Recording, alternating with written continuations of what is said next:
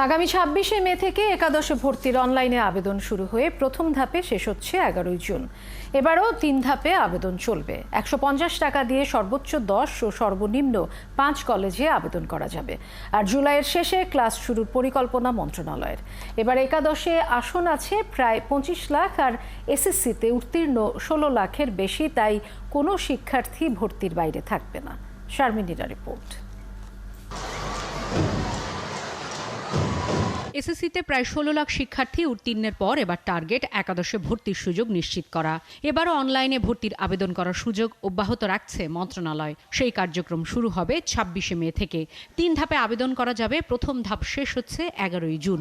১৫০ টাকা দিয়ে সর্বোচ্চ ১০ কলেজে আর সর্বনিম্ন ৫ কলেজে আবেদন করা যাবে। বাচ্চারা যখন সে তার যে প্রাপ্ত নম্বরটা পেল, সেই নম্বরটা বিবেচনা করে যদি সে সিলেকশন অপশন দেয়, কলেজের অপশন দেয়, তাহলে তার কাঙ্ক্ষিত কলেজটি সে পাবে। কিন্তু আমাদের বিগত দিনের যে অভিজ্ঞতা, তাতে দেখা যায় যে বাচ্চা যে নম্বর পেলো সেই নম্বর দিয়ে সে হয়তো মধ্যম মানের কলেজ পেতে পারে, কিন্তু সে প্রথম মানের কলেজের অপশন দিয়ে বসে থাকে ৫টা, যার কারণে সে সিলেকশন পায় না।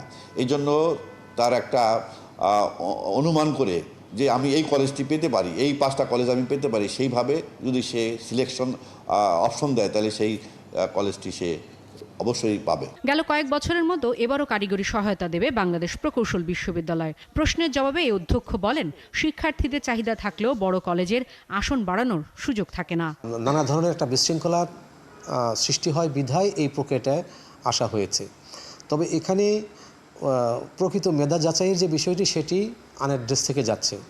কিন্তু সরকারের হাতে বিকল্প এই মুহূর্তে এর চেয়ে ভালো কোনো পদ্ধতি আর নেই, যে একটা নির্বিঘ্ন সুন্দর একটি ভর্তি প্রক্রিয়া সম্পন্ন করার ক্ষেত্রে শিক্ষা মন্ত্রণালয় এর বিকল্প হাতে তেমন কিছুই নেই। বাড়ানো কোনো মতেই সম্ভব না। আমরা চিন্তাভাবনা করছি যে অদূর ভবিষ্যতে আরও একটু বিশেষ করে বিজ্ঞান বিভাগে আর একটু কমানো যায় কিনা। ৩ ধাপে শেষ হবে কলেজ ভর্তির কার্যক্রম। আর জুলাই মাসের শেষ সপ্তাহে ক্লাস শুরুর পরিকল্পনা মন্ত্রণালয়ের। শারমিন নীরা, ৭১, ঢাকা।